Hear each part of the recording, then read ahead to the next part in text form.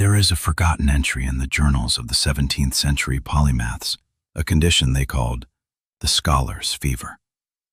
History remembers the great discoveries, but it hides the men who were found staring at candle flames for days, paralyzed by the sheer weight of their own conclusions. Most people think overthinking is a simple habit, a minor glitch in a busy brain. But what if I told you it's actually a sophisticated defense mechanism? A masterpiece of mental architecture designed to protect you by burying you alive. You feel it, don't you? That your intellect, the very tool that was supposed to set you free, has become the lock. Today we deconstruct the 6 layers of the intellectual's prison, but you must stay until the end for Chapter 6. It is the most dangerous realization of all, the final deception, and without it, everything else we discuss is just redecorating your cell.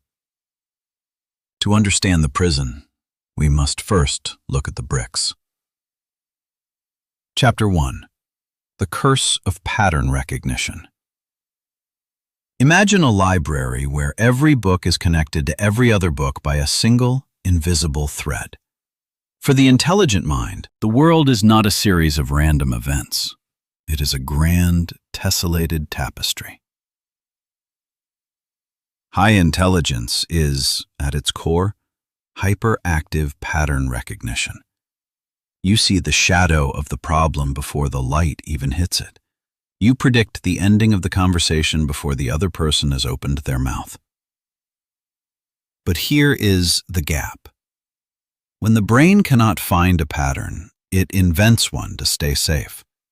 You aren't just thinking, you are hallucinating complexity to avoid the vulnerability of the unknown.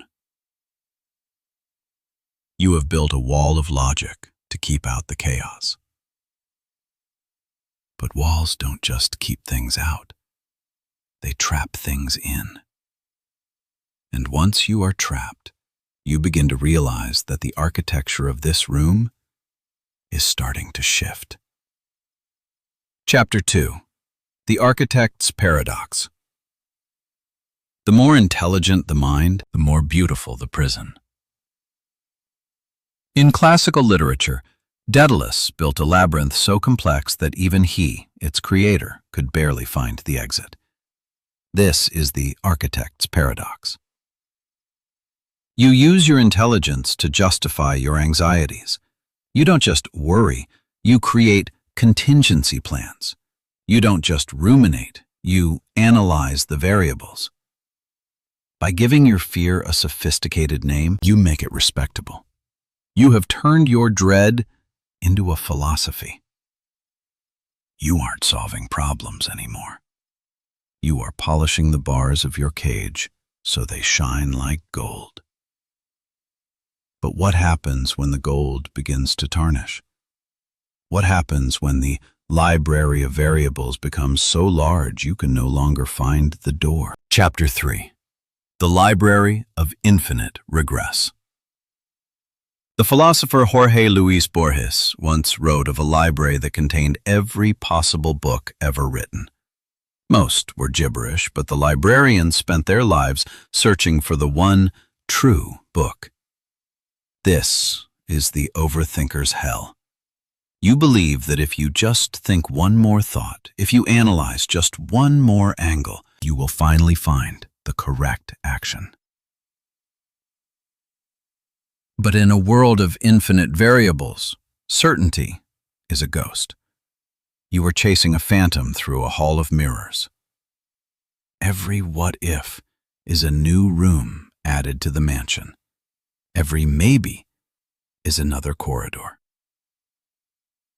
You are no longer a scholar. You are a ghost haunting your own potential. And the most terrifying part, you've started to enjoy the haunting. Chapter 4. The Velvet Prison. There is a secret comfort in the prison. As long as you are thinking, you don't have to do. Analysis is the ultimate procrastination. It feels like work. It feels like progress. It has the weight of intellectual rigor. But it is a sedative. Your mind has learned that it can avoid the pain of failure by never leaving the laboratory of the mind. Why risk a real-world collision when you can simulate 1,000 perfect victories in your head? You have traded your life for a map of your life. But the map is not the territory. And the clock in the hallway has just started to tick faster. Chapter 5. The Shadow of the Perfectionist. The intelligent mind is a perfectionist by nature. It demands a world that fits its models. In the dark corridors of the mind, any mistake is seen as a structural collapse. So you check the foundations over and over. You think you are being thorough, but the world is moving on without you. The best decision you make today is better than the perfect decision you make in a year. You are terrified of being wrong, so you have chosen the only state where you can never be proven wrong: inaction. You are waiting for a signal that will never come. Which brings us finally to the final deception I warned you about. The reason why your prison exists in the first place. Chapter 6. The Final Deception. Here is the truth that your intelligence has been trying to hide from you. The prison is not made of thoughts. It is made of the belief that you are your thoughts. You think that because your brain is loud, it is important. You think that because a thought is complex, it is true. The final deception is the idea that you can think your way out of a thinking problem. You cannot. You cannot analyze your way into peace. You cannot build a tall enough tower of logic to reach the sun. The only way to leave the prison is to realize that the door has been open the entire time. You were simply too busy drawing the blueprint of the lock to notice. Stop thinking. Start breathing.